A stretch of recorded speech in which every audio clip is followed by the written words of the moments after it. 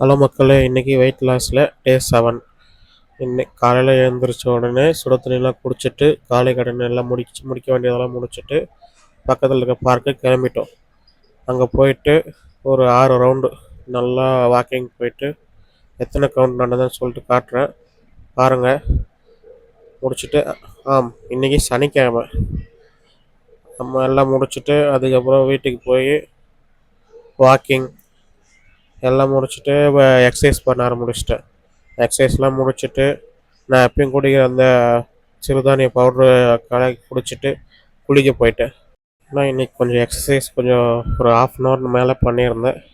எல்லாம் நல்லா முடிச்சுட்டு அப்போ தான் கொஞ்சம் ஃப்ரீயாகிடுச்சு பாடியெல்லாம்.